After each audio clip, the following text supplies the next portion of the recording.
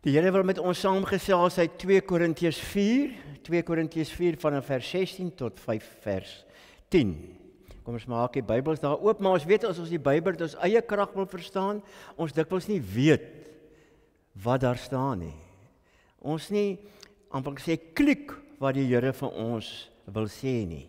En daarom moet ons elke keer vir hom vra dat hy deur sy gees vir ons sal kom wys wat sy wil vanoggend vir ons is. Kom ons met die klein kindertjies nou uitgaan. Ek sien jy wys nou so. OK. Hulle kan nou klein kindertjies, julle kan uitgaan. Julle weet wie dit is wat moet uitgaan. Die tannies kan nie wag om julle daarmee te speel nie. Daar sy. Jy lyk my daar's 2, 3, 4 anders by die kamp lyk dit my. Goed, maar kom ons wat agterbly, ons bid saam wanneer ons saam met Piet Smit sing, die gebed dat ons vir die Here eintlik daardeur sê ons wil naby hom wees in sy teenwoordigheid vertoef. Kom ons bid saam met Piet Smit wanneer hy dit dan vir ons sing.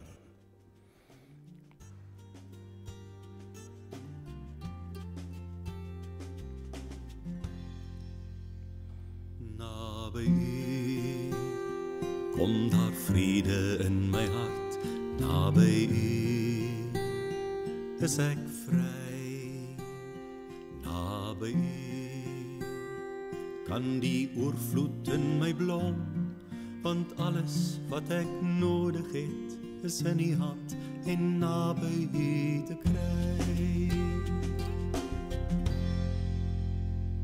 Naby U is dit kalm in my gees, naby U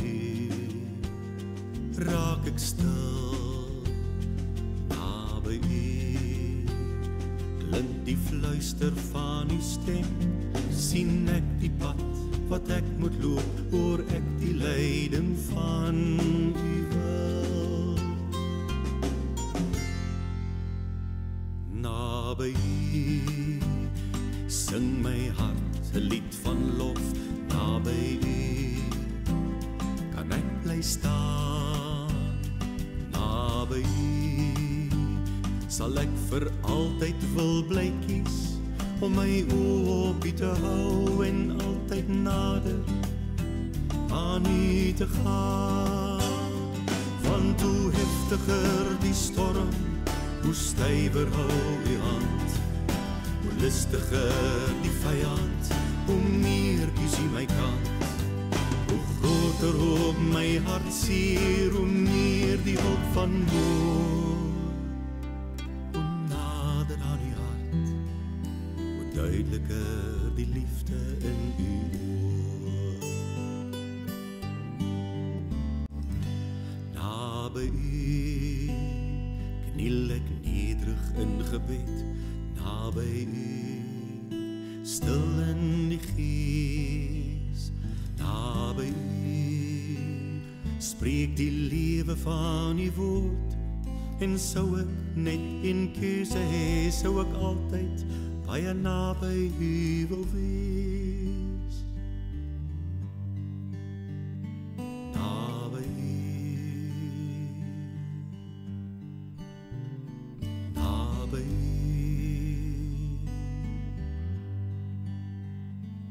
naby U.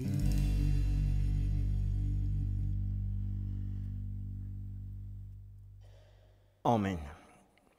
Ons lees in 2 Korintiërs 4 vers 16, om hierdie rede word ons nie moedeloos nie.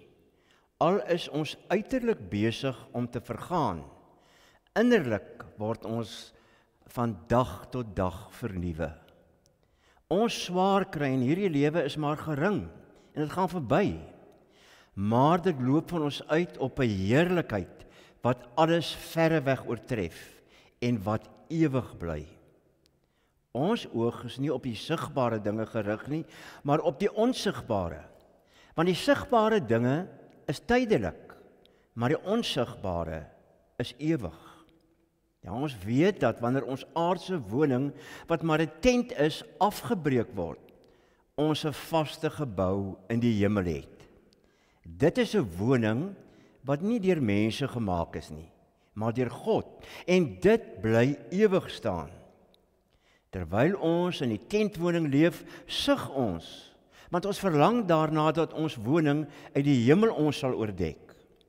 Ons wil nie ontkleed wees en naak voor God staan nie.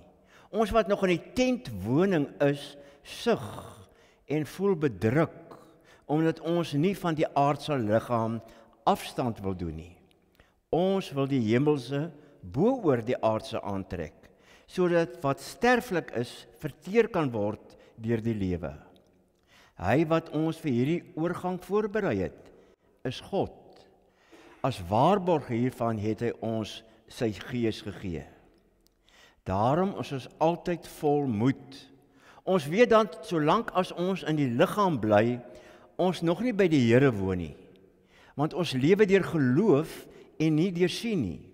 Ons is vol moed en sal liewer ons verblyf in die liggaam wil verlaat en by die Here gaan woon. Maar of ons hier woon of daar woon, ons het net een wens en dit is om te lewe soos hy dit wil hê. Ons moet immers almal voor die regterstoel van Christus verskyn, sodat elkeen kan ontvang volgens wat hy tydens sy aardse lewe gedoen het, of dit nou goed was of kwaad. Ons lees net tot sover, mag die Here hierdie gedeelte in ons harte seën. Liewe vriende, ek het gedink as met tuisnaweek, dan het ek altyd geweet, in tuisnaweek, en dan kom die mense met die kindertjies mos nou nie kerk toe nie, en as hulle almal mos nou, vir al hierdie tyd van die jaar vir oulaas in die hutte, gaan hulle mos oor see, soos die ou mense sê, hulle gaan oor see, hier oor die naweek, en toe het ek nou spesiaal gedink aan die mense wat hier sal wees, is almal seker, nee, nie almal nie, by verre nie, is daar seker die meeste mense, steek gou julle hande op, wie is oor 60? Oor 60? Ek is net, oor 60? Wie is, ek wil het anders omkyk, wie is jonger as 50? Ag, lyk my so 19, 12. Ok, so, daarom het ek nou hierdie teks gekies vanoggend, wat ek dink dalk by ouer mense sal pas, maar ons is almal maar, dat is vir almal 'n lesie uit. En die teksvers is, ons gaan hier die hele gedeelte oordink, maar die teksvers is, ons weet, wanneer ons aardse woning, wat maar 'n tent is, afgebreek word, ons 'n vaste gebou in die hemel het. En dis aan ons tema, ek sê, ek kom nie lekker heeltemal uit nie, maar 'n vaste permanente woning, 'n vaste permanente woning is mos verreweg beter as 'n tydelike aardse woning. Nou julle weet, kom almal van vakansie af, en as 'n mens aan die einde van 'n vakansie by 'n kampeerterrein kom, en jy sien die kampterrein begin stadig maar seker leegloop. En jy hoor mos nou baie keer die geraas van die tentpale wat val en wat bymekaar gemaak word, wat weer ingepak word. En jy sien hoe dat die kampeerders die tente afslaan en opvou en weer wegpak. Dan besef jy, maar nou het die tyd aangebreek dat die vakansie verby is. Die tyd wat die mense in die tente gebly het en in die woonwaans gebly het, was maar net tydelik. Dis nou verby. Die vakansie is verby, dis nou huis toe gaan tyd. Binne 'n paar dae as jy by daai kampterrein verbyry, dan sal die kampterrein heeltemal op die oomblik leeg wees. Daar sal geen tent in sig meer wees nie. En weet jy, liewe vriende, dis wat Paulus sê, dieselfde is ook waar van 'n mens se lewe op aarde. In ons teksvers, hoofstuk 5 vers 1. Ons aardse woninge, ons liggame, word afgebreek. Ons lewens op aarde is soos om in 'n tent te bly. Ons voer 'n tentwoning bestaan hier op aarde. Dit is net tydelik. Ons sê die Bybel op 'n ander plek, Paulus, ons is slegs vreemdelinge en bywoners in hierdie wêreld. 'n Bywoner is 'n ou wat nie sy 'n vaste blyplek het nie. Hy bly by iemand anders se plek. Hy het nie 'n permanente woonplek nie. Ons lewe op aarde is tydelik. Dit sal verbygaan. As ons gelukkig is, ja, 70 tot 80 jaar sê die Bybel, en dan word die aardse tentwoning later afgeslaan. Daarna, na 70 en 80, kom die moeite en die verdriet. En nou kom Paulus en hy sê, ons lewens op aarde is soos om in 'n tent te lewe. Ons wat so lewe asof ons altyd sal lewe, moet besef, dis tydelik. Die lewe sal verbygaan. Eendag, dalk vroeër as wat jy dink, sal dit tot einde kom. En ons aardse ou tentwoning, ons penne sal uitgetrek word. Die plek waar ons lewenstent opgeslaan is, sal leeg wees, soos 'n kampplek aan die einde van die vakansie.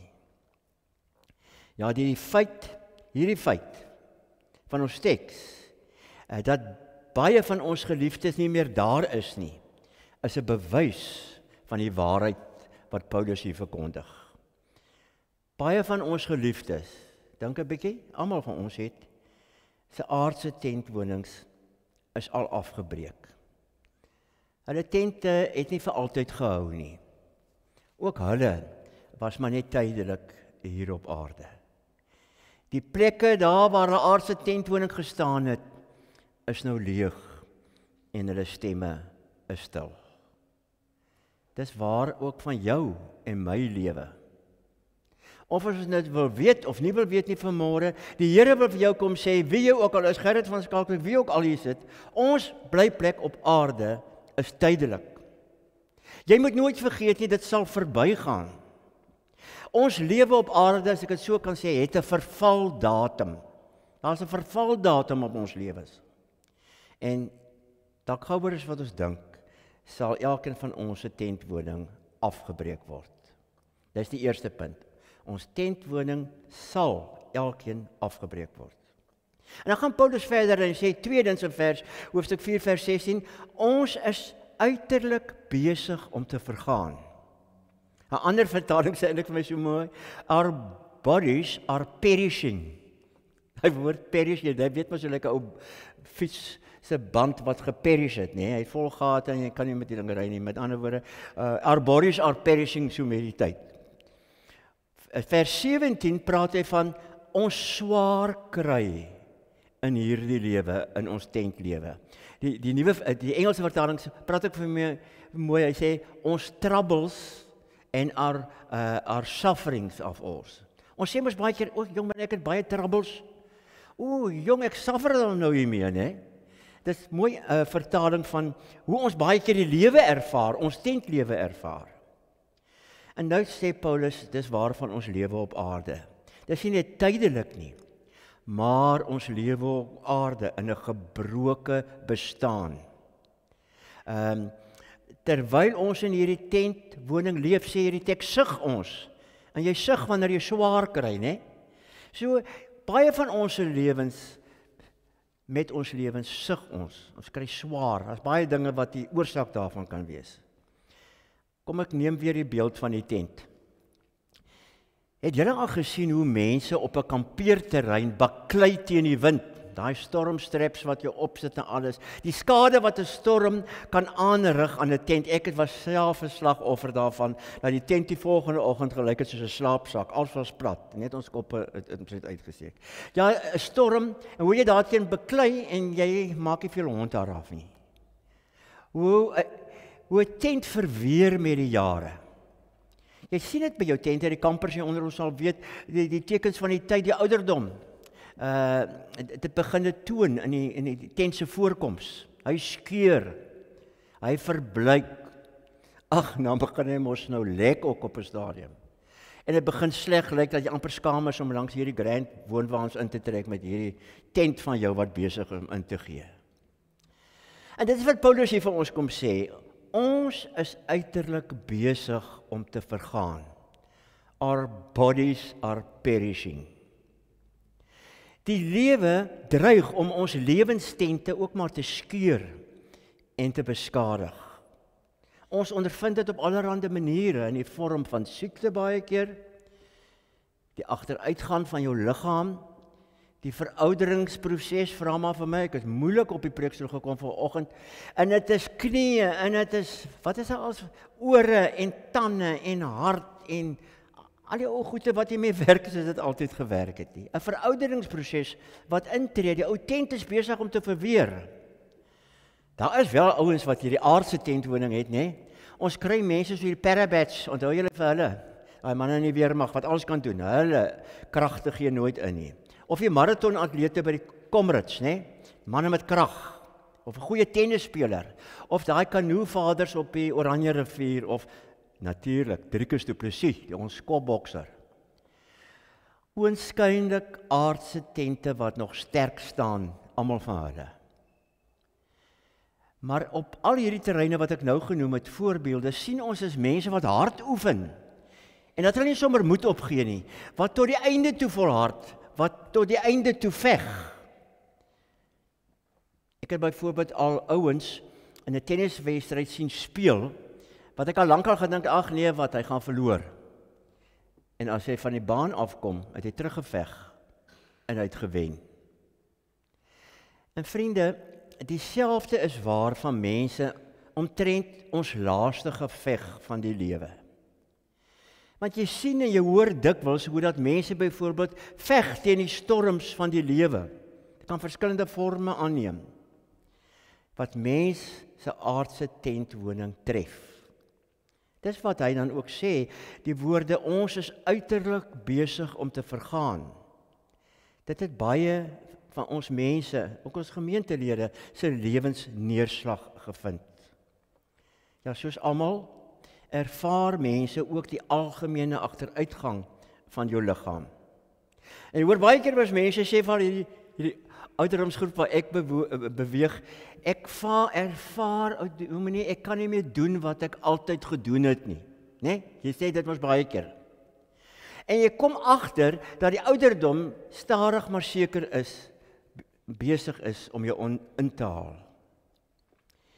Ja, baie mense egter ondervind ook die aftakeling van hulle liggaamskragte, van hulle aardse tentwoning.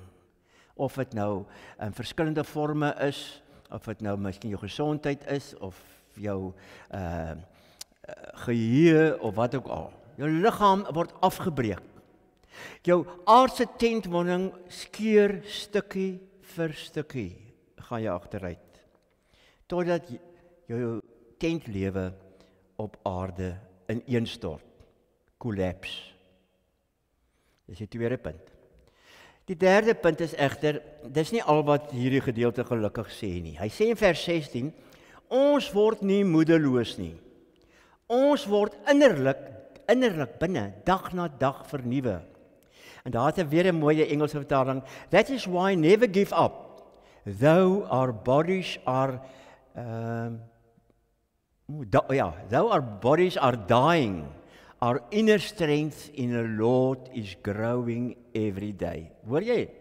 Though our bodies are dying, ons tentlewe gaan uit mekaar, maar the inner strength in the Lord is growing every day. Mooi, né? En dan 5 vers 7, ons lewe deur geloof, nie deur te aanskoue nie. Ons kyk nie net in die spieël en sien, die plooie en die dit en die hare en die... Nee, ons lewe elke dag deur die geloof. Nou waarvan praat Paulus? As hy vir die gelowiges in Korinthe sê, ons word innerlik dag na dag vernuwe. Wat bedoel hy? Wanneer ons swaar kry, ons word innerlik dag na dag vernuwe. Paulus praat van die nuwe lewe wat kinders van God in Christus ontvang. Die nuwe lewe waaraan die kinders van die Here kan deel hê, naamlik die vergewing van sondes deur Jesus Christus. En die nuwe lewe wat hy vir ons dan daarmee saamgee. En hierdie nuwe lewe, sê Paulus, is anders as ons aardse bestaan. Hierdie nuwe lewe wat die Here vir ons kom gee, werk net mooi andersom. Dit vernuwe dag tot dag. Hierdie nuwe lewe groei elke dag, word sterker elke dag. Wat 'n kontras, né? Wat 'n kontras. Die Christenlewe wil ek amper sê, lewe 2 lewens terselfdertyd. Ons aardse liggame, ons tente, wat dag na dag afgebreek en verweer gedurende lewensjare, terwyl die nuwe lewe, dit wat in Christus is, sê Paulus, al die tyd vernuwe word. Dat 'n mens geestelik groei. Paulus sê, hy wil eerder verkies om by die liggaam uit te woon en by Christus in te woon. Hy sê, ek wil eerder by my liggaam uitwoon, dit moet maar verbygaan, dit is verganklik, dit is 'n tent, dit gaan nie lank hou nie. En ek verkies om by Christus in te woon, om die nuwe lewe te leef. Baie keer sien ek hoe dat mense deur 'n krisis, wanneer 'n ou tentlewe afgebreek word, met wat dit ook al mag wees, hoe dat hulle sterker geestelik daar uitkom, as wat hulle daar ingegaan het. Ja, geestelik het hulle sterker geword, gegroei. En liewe vriende, terwyl ons dan nou dit weet vanmôre, is dit belangrik dat ons gereeld vir onsself die vraag moet afvra. Ek weet, dit is baie geuite vraag, maar het ons al 'n eerlike antwoord daarop gegee, en dit is jy vanoggend voor die Here seker dat jy gered is? En het jy al die Here as jou persoonlike verlosser en saligmaker aangeneem? En as jy vanoggend oortuig dat jy aan hom behoort en dat selfs die dood jou nie uit sy hand kan ruk nie. Het jy, soos jy sit vanoggend, 'n lewende verhouding met die Here? Leef jy nie net in die kerk nie, maar buite 'n gehoorsame lewe aan die Here se wil? En daarom is dit goed dat jy ook moet stil word en selfondersoek instel en 100% seker maak, is Jesus ook my redder? Seker maak, Here, het U ook al my sondes vergewe en kom gee en ruil vir my 'n nuwe lewe, 'n skoon lewe.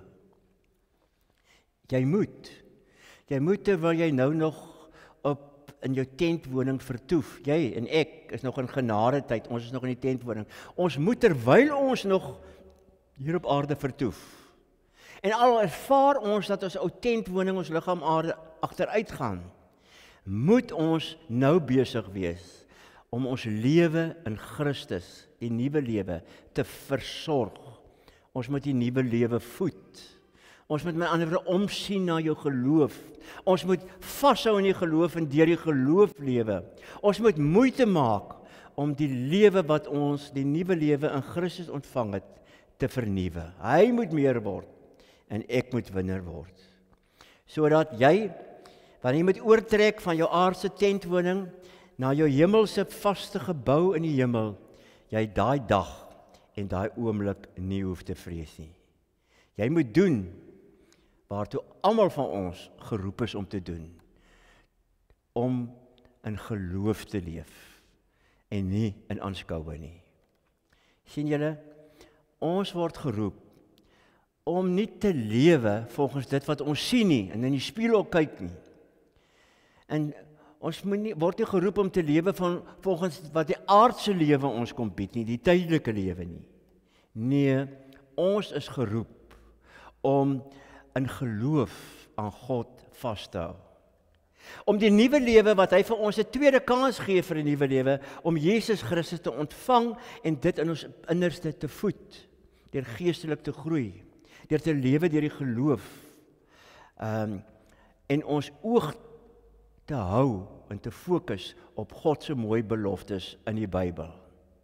Wetende, soos hy ook sê, alles is uiterlik besig om te vergaan, ons gaan agteruit. Maar innerlik word ons dag na dag vernuwe. Ek sluit met die laaste opmerking.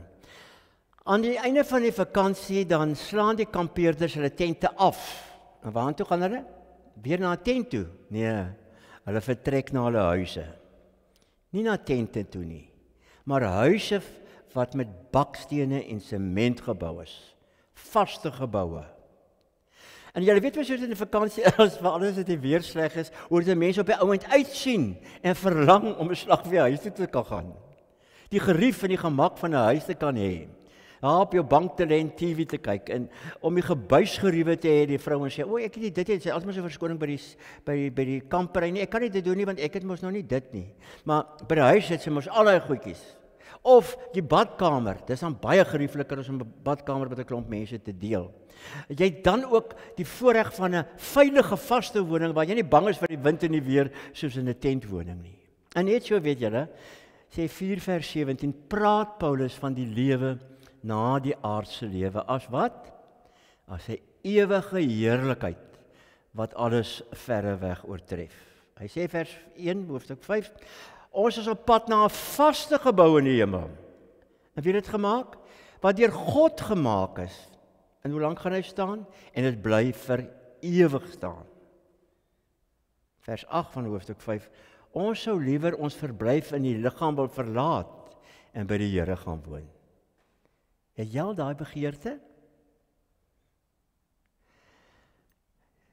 Die Bybel beskryf die lewe wat op ons wag as Christene so mooi as 'n gebou van God wat ons in ruil kry.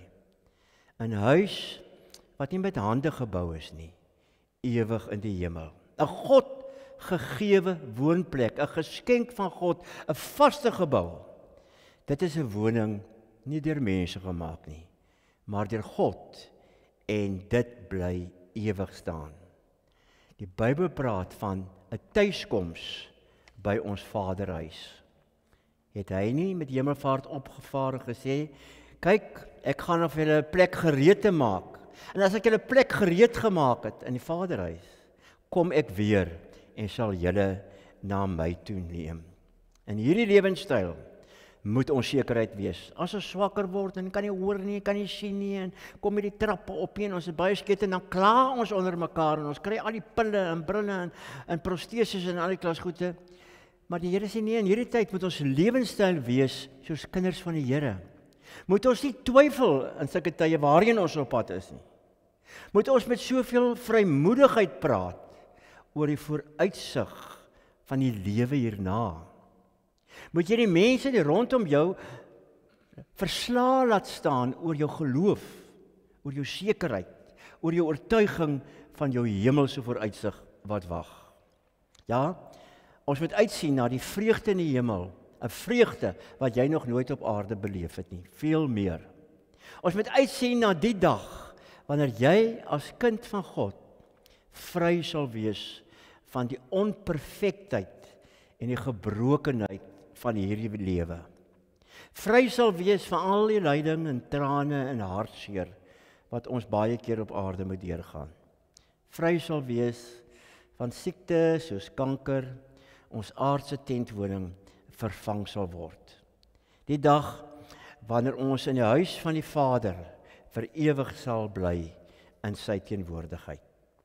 Ja, ons weet, ons kan nie uitgaan en ten spyte van ons omstandighede en dat ons ou tentlewe afgebreek word, ons nie altyd lekker voel nie. En ten spyte van al die moeilikheid wat ons rondom ons beleef en spanninge, moet ons vir mekaar bemoedig en sê, ek weet, nee wat, al hierdie goede, ek weet wel dat wanneer my aardse woning wat maar 'n tent is afgebreek word, ek 'n vaste gebou in die hemel het.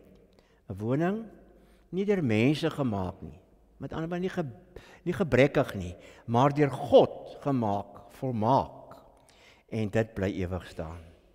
Ja, lekker om te weet, hè? Die beste lê nog voor. Mag jy dit so beleef. Amen. Here, ons moet bely dat ons so baie keer vaskyk in dit wat ons sien rondom ons. Die verganklikheid van die lewe, die agteruitgang van ons liggame, die swaar kry, die pyn, die lyding, die hartseer, en dat ons vergeet al hierdie dinge is tydelik, gaan verby. Dis soos 'n tentvakansie. En dankie Here dat U vir ons 'n ander woonplek omgee het, 'n nuwe lewe, 'n nuwe blyplek.